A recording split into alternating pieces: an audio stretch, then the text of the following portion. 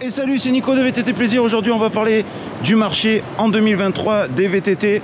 Je me pose une question de plus en plus. On va en parler dans cette vidéo. Je vous avais fait une vidéo aussi en 2022. Mes projections se sont avérées justes, mais malheureusement, je m'étais un peu planté sur le temps puisque ce phénomène s'accentue dernièrement. C'est pour ça aussi que j'ai souhaité vous faire cette vidéo. Je vous dis tout au long de ma petite sortie. Vous allez voir, c'est intéressant. À tout de suite sur VTT. Les amis, avant de commencer cette vidéo, rentrer dans le vif du sujet, je tiens vraiment à m'excuser pour la qualité du son de cette vidéo qui ne va pas être terrible tout au long de cette sortie, puisque dans le sud-est de la France, et comme partout en France malheureusement en ce moment, il y a énormément de vent. J'espère même ne pas trop trouver d'arbres en travers des chemins. Si tu ne me connais pas, tu es tombé sur cette vidéo par hasard, je m'appelle Nicolas, j'anime une modeste petite chaîne YouTube sur le vélo et très particulièrement sur le VTT. N'hésite pas à t'abonner et à liker cette vidéo. Tu peux aussi parcourir l'espace de ma chaîne et découvrir pas mal de playlists sur différents sujets du VTT. Donc le marché du VTT en 2023, je pense qu'il est judicieux et très important que vous sachiez comment fonctionne le commerce du vélo en France et plus particulièrement dans les bouclards et les petits bouclards. Chez les bouclards, un bouclard pour représenter une marque, en règle générale, la marque débarque, fait un point de vente. Donc il y a une entente, alors je ne sais pas s'il y a un contrat de signé ou pas, mais en attendant, la marque et plus particulièrement les grandes marques imposent aux bouclards d'acheter tant de vélos, c'est-à-dire ils doivent faire une projection des objectifs. Et je vous donne un exemple bateau. Pour représenter la marque, il faut par exemple acheter 20 vélos. Mais certaines grandes marques imposent des vélos. C'est-à-dire que sur des grandes marques, le bouclard ne choisit que la moitié des vélos qu'il va recevoir. À lui de vendre le tout. Et bien sûr, c'est lui qui a payé le tout. C'est-à-dire que bien souvent, quand on est client, on s'imagine que les vélos, même s'ils ne sont pas vendus, repartent chez le fabricant. C'est très rare. Certaines marques font ce qu'on appelle des dépôts. Mais c'est bien souvent ou des services qui rendent au bouclard parce que c'est un bouclard qui est assez performant, qui vend beaucoup, ou alors c'est pas mal de marques qui veulent se développer, donc des nouvelles marques. Ça, c'est très important que vous compreniez ce système-là pour pouvoir comprendre ce que je vais vous dire après. Allez, j'insiste 5 minutes sur ce que je viens de vous dire. Donc vous avez bien compris, les grandes marques imposent des vélos. Ok. Il n'est pas exclu que le bouclard puisse commander plus de vélos que le minimum qu'on lui avait imposé. On est d'accord, on en parlera plus tard. Mais ce qui est compliqué pour le bouclard, c'est forcément la moitié de vélo qui lui a été imposé et qui n'est pas sûr de vendre.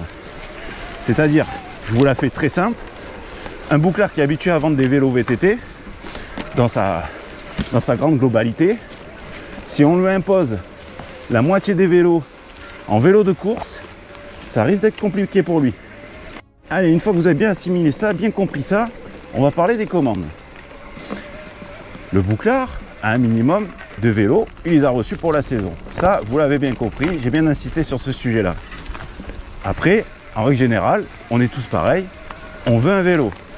Alors, bien souvent, on veut pratiquement tous le même modèle ou du moins le même type de vélo. Nous avons plusieurs tailles, plusieurs demandes, donc plusieurs coloris, etc. Donc ce que l'on fait, c'est que quand notre bouclard l'a pas en stock, on lui demande de le commander. En général, selon les bouclards, ou il le commande, il ne vous demande pas d'art, ou il vous demande un petit pourcentage de la valeur du vélo, ce qui est tout à fait normal. Toutes ces commandes partent chez les fabricants, on est d'accord. C'est avéré que ces derniers temps, avec la pandémie enchaînée avec la crise de l'Ukraine, les fabricants ont eu énormément de mal à fournir. Donc les commandes se sont étalées, les délais de livraison ont explosé. On en a parlé dans la vidéo du marché en 2022. Donc les délais de livraison se sont rallongés, les tarifs ont augmenté, la demande a explosé parce que je vous rappelle, tout le monde sortait des confinements, donc tout le monde a pris conscience que le vélo nature, c'était bien. Donc la demande a augmenté, considérablement augmenté, et les fabricants ont eu du mal, voire énormément de mal à fournir des vélos. Donc toutes ces commandes se sont empilées et au fil du temps, et on peut même dire au fil des années, parce que ça s'est bien déroulé sur 2 ans cette affaire, toutes ces commandes se sont accumulées et les vélos ont été livrés au compte-gouttes. Le point où on en était lors de ma dernière vidéo, et je vous expliquais que ces délais qui explosaient faisaient monter considérablement le prix du marché de l'occasion, voire certains vélos se vendaient d'occasion pratiquement le même prix que les vélos neufs. Avec le phénomène qui se passe actuellement, le marché du vélo d'occasion redevient un marché du vélo d'occasion. Ah, vous allez me dire, Nicolas, tu racontes un peu n'importe quoi. C'est vrai que le marché de l'occasion se porte encore très bien. J'y vais régulièrement pour estimer la valeur de mon vélo parce que je compte le vendre. Eh bien écoute, j'ai envie de te répondre, je suis à peu près dans le même cas que toi. Et j'ai envie de te répondre, regarde bien les dates à laquelle les annonces ont été passées. Vous allez remarquer que les vélos un poil plus chers que ce qui était le marché de l'occasion avant, ces vélos-là, ça fait longtemps qu'ils sont sur le marché de l'occasion. Et ces vélos-là ont de plus en plus de mal à partir. Je ne dis pas que ça ne se vend pas, je dis que ça commence à redevenir à la normale. Alors ce phénomène s'explique comment? C'est-à-dire que les fabricants ont reçu des carnets de commandes hyper gras, hein, on va pas se mentir. Ils ont refait démarrer les usines, heureusement pour tout le monde. Les délais de livraison redeviennent petit à petit honorables. Et ce qu'ils ont fait, eh ben, ils ne se sont pas privés. Ils ont livré en masse les bouclards. Ce qui fait que les bouclards se retrouvent avec énormément de stock. Et quand vous tenez une petite entreprise et que vous avez genre 300 ou 400 000 euros qui dorment dans votre magasin, j'ai envie de vous dire que les nuits sont longues et ne sont pas calmes. Les bouclards se retrouvant avec pas mal de stock, on va dire, hein, parce qu'entre temps, il y a pas mal de clients qui ont lâché l'affaire, hein, ils sont partis sur le marché de l'occasion, ils ont dit bon mon vélo neuf n'arrive pas, j'ai pas le temps, je décommande mon vélo. Donc ils se sont retrouvés avec pas mal de stock et pas mal de bouclards ont les genoux qui tremblent et ce sont, pour moi je vais être honnête avec vous, j'aurais un magasin, j'aurais fait pareil qu'eux. Ils ont multiplié les promotions, ni plus ni moins, c'est-à-dire qu'en baissant les prix des vélos neufs, ils ont régulé le marché un peu à la baisse. Ce qui fait que maintenant les vélos, alors attention, hein, les prix catalogues sont toujours les mêmes, faut pas rêver. Mais on va dire que vous avez plus une petite marge de négociation qu'il y a ne serait-ce que 8-10 mois en arrière, vous n'aviez pas du tout. On vous imposait un truc, le vélo c'est comme ça, il y a tant de délais, point barre, tu signes pas. Alors à ce stade de la vidéo, vous me dites, Nico, c'est plutôt bien pour nous, c'est tout paga pour les cyclistes. J'ai envie de vous répondre oui et non, parce que oui, les vélos vont stagner. Alors faut pas croire qu'ils vont baisser, mais ils vont stagner, ça je vous l'avais dit dans l'autre vidéo aussi. Le tarif des prix des vélos vont stagner, voilà, il faut être complet dans ce lot qu'on dit. Mais le problème c'est que c'est arrangeant pour quelqu'un qui commence le vélo et qui veut acheter son premier vélo. Là oui, il va pas se prendre une inflation énorme. Mais si vous êtes un cycliste qui veut changer son vélo, donc vous allez proposer votre vélo sur le marché de l'occasion, votre vélo vous allez le vendre moins bien qu'il y a 6 mois en arrière par exemple. Donc il va falloir quand même rajouter pas mal de billets pour pouvoir ou monter en gamme ou rester dans la même gamme mais avec un vélo neuf. Donc tout n'est pas tout rose. Et moi je suis un peu dans ce cas là, c'est-à-dire que la question que je me pose, c'est que je me dis que mon Genius a 3 ans et il serait temps de le renouveler. Mais quand je vois le marché de l'occasion, je suis comme vous, je vais un peu sur les sites de vente d'occasion, je compare, je regarde, je me dis que quand même mon vélo a quelques upgrades et j'essaye de faire une estimation de mon vélo comme ça, mais cette méthode d'estimation n'est vraiment pas bonne et je vais vous dire ce qu'il faudrait faire. Ça va certainement pas vous plaire, mais pour bien estimer son vélo, je vais vous donner un peu les clés de l'estimation. Allez, alors comment bien estimer son vélo pour le vendre sur le marché de l'occasion et pour le vendre relativement rapidement, parce qu'en général quand on met son vélo en vente, c'est parce qu'on veut le renouveler et on a déjà un autre dans le viseur. Donc déjà, la méthode d'aller voir sur les sites de vélos d'occasion pour estimer son vélo, c'est une bonne méthode, mais comme je vous disais tout à l'heure, plus tôt dans cette vidéo, vérifiez bien la date de mise en vente de ces annonces, parce que bien souvent ce sont des annonces qui datent forcément de l'âge d'or de la mise en vente des vélos d'occasion, et ça risquerait de vous faire surestimer votre vélo, donc vous risquez de vous retrouver avec votre vélo assez longtemps sur les bras. Deuxième erreur à ne pas faire, et j'ai été le premier à la commettre, c'est de faire monter le prix de vente de votre vélo suite au upgrade que vous avez réalisé. On a tendance à dire, bah tiens, j'ai mis une paire de roues à 500 € sur mon vélo, hop, je rajoute 500 € sur mon vélo. Bah non, il ne faut pas faire ça.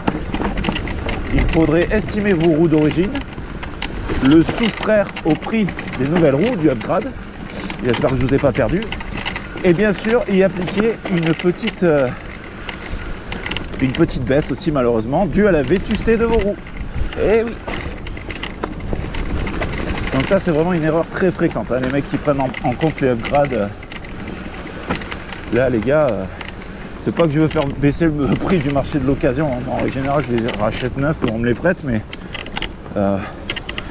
si vous mettez un vélo à 2000 € alors qu'il en vaut que 1200, ben, je suis désolé, vous n'allez pas trouver preneur, hein. C'est comme tout ce qui se vend, hein, c'est la base du commerce, hein.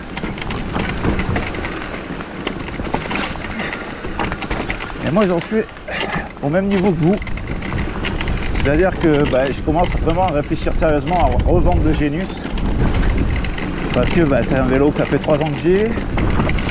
Le fait aussi d'essayer d'autres vélos, je me rends compte que forcément les suspensions sont entrées au milieu de gamme, hein, et que moi malheureusement j'ai la possibilité qu'on me prête des vélos, et donc ça sert plus à grand chose, je suis désolé de vous l'avouer, que de posséder un vélo au niveau où j'en suis. Alors justement ça c'est un point où je voudrais être très clair, et je m'éloigne un peu du sujet initial de la vidéo, mais bon vous avez l'habitude avec moi à force. C'est je vends pas le VTT, le Scott Genius, parce que je compte faire une chaîne que VAE, attention, hein. C'est que j'ai la possibilité d'essayer d'autres vélos musculaire. Alors plus ça va et moins je l'aime ce mot, parce que tous les vélos sont musculaires, mais bon, il faut bien faire le distinguo. Et donc je me dis, mon vélo est vieillissant, je pensais le laisser à Théo, mon fils le plus jeune, mais j'ai bien peur que Théo ne fasse jamais la taille de son père et qu'un cadre L soit vraiment trop grand pour lui.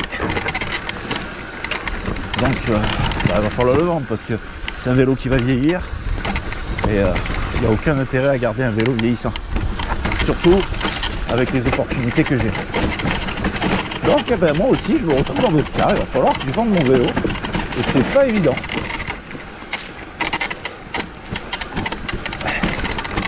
Alors je précise aussi, pour ceux qui vont me faire le commentaire, parce que vous allez me le faire et vous aurez bien raison, que ce matin le vélo ne craquait pas du tout, et qu'au fur et à mesure de la sortie, le vélo il craque de plus en plus. Alors si vous avez ce cas là sur un Cannondale Neo 4, je suis curieux de savoir, parce que c'est un craquement que j'y cours un peu. Ouais, ça fait un petit moment que j'y cours après, et vu qu'il ne le fait pas tout le temps, c'est pas évident de le faire, de le reproduire à l'atelier et d'y remédier, quoi.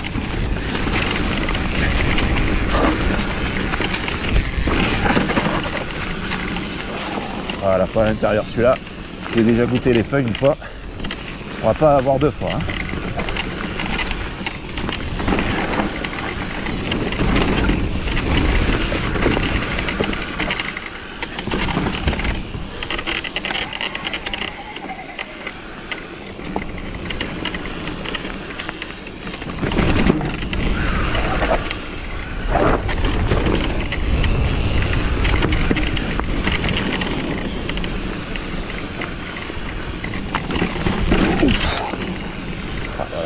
Différence aussi d'amortisseur qui me pousse aussi à changer mon vélo, parce que j'avais deux options, ça je vous en ai pas parlé, mais je pourrais le upgrader aussi.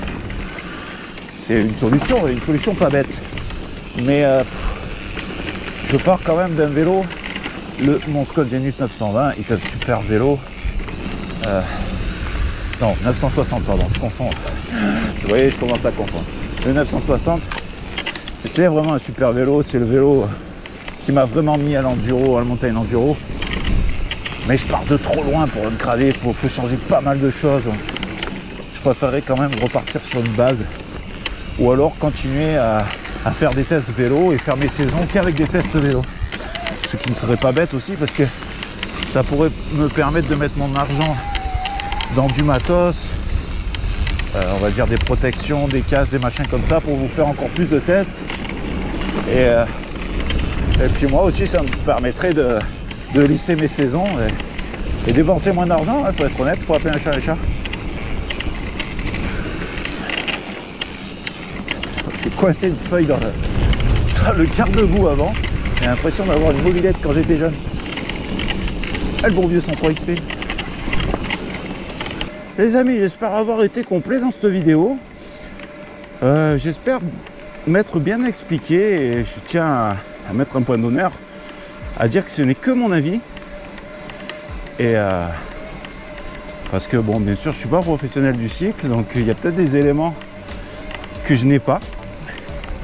Mais c'est juste, cette vidéo est juste basée sur mon expérience et le fait que j'observe ce fameux marché du vélo qui me tient tant à cœur.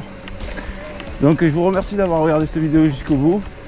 Je vous souhaite de bons rides et faites du vélo.